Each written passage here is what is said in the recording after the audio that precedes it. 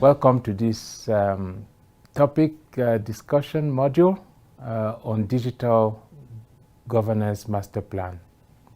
My name is Remy Sechipi. I'm the Section Chief of Policy, Legislation, Governance at UN Habitat Headquarters in Nairobi. So today we will learn more really on the how. How can you prepare a good digital governance master plan to transform your city, keeping people really at the center of that master plan? But why will you need a master plan to guide your digital governance? First, it's important that we all stakeholders in the digital landscape understand where we are going. So defining the common direction is essential. Another reason is putting the citizen at the center. What are the needs of the citizens, the people in the city?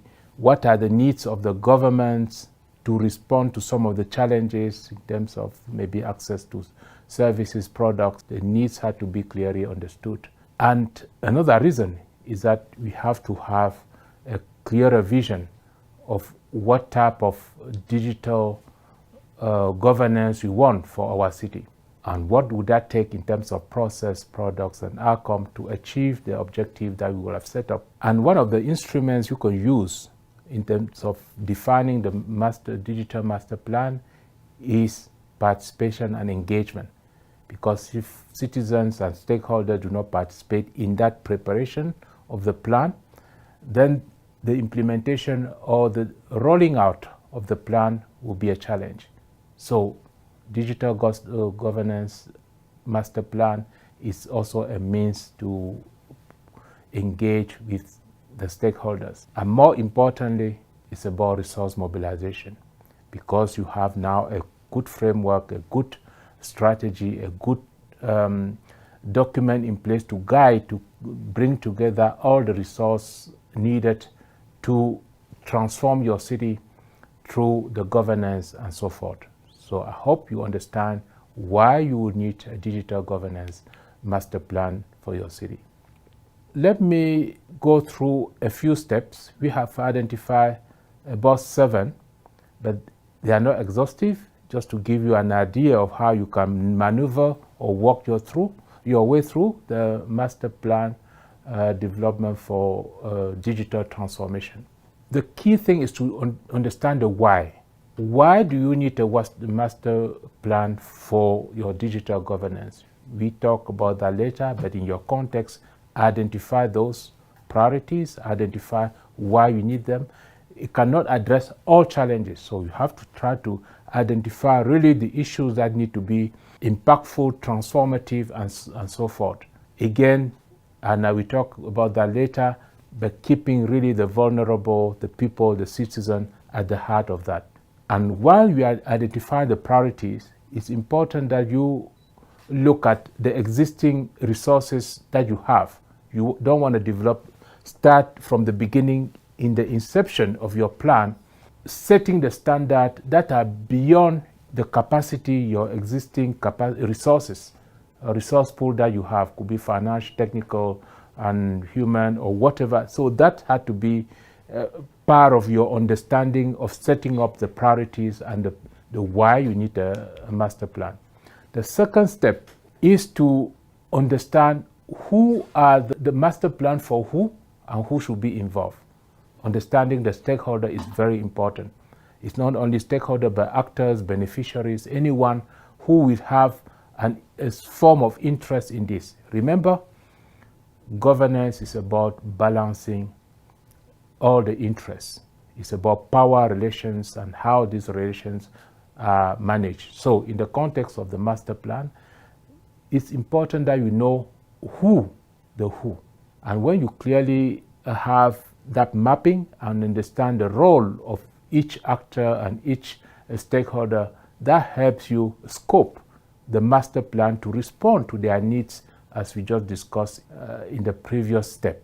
So we are at step 3, and here we talk about the vision. What type of city do you want through the lens of digital governance. It's good that that common understanding, common vision is defined. And there are elements that had to go into that. That all remember the needs, remember the stakeholders. So the stakeholders' understanding of the needs is what will form the vision.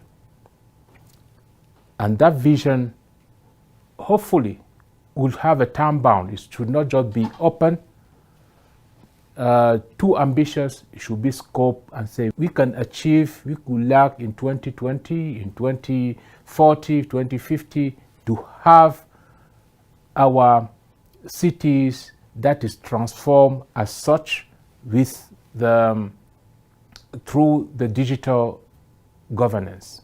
When you have that clear vision, you can start breaking them down into something that is more palatable, tangible. And that's the step 4, clear objectives that are deriving from your vision, where those operational objectives could actually explain or explore and breaking down the vision in terms of what can be achieved.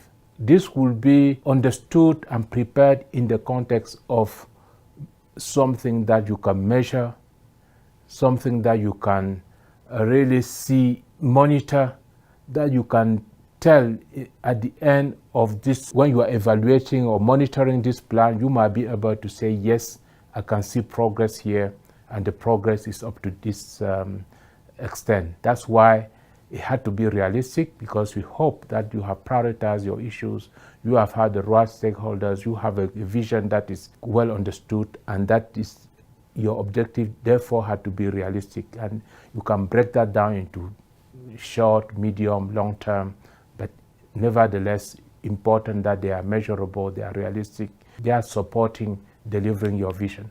At the step 5, it's important that you start putting your work plan in place. It's good that you have a roadmap. I have this vision with these objectives. How long would that take to achieve that? What actions do I need to undertake, gradually to achieve that? So it's important that the roadmap is clearly defined so that you can roll that out.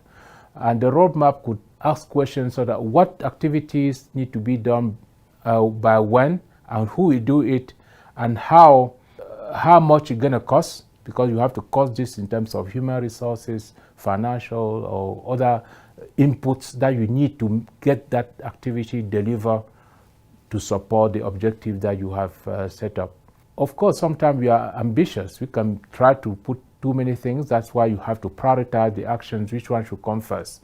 If you don't create the sequencing of those activities, they may not build into each other. So that sequencing is important when you prepare your roadmap and action plan.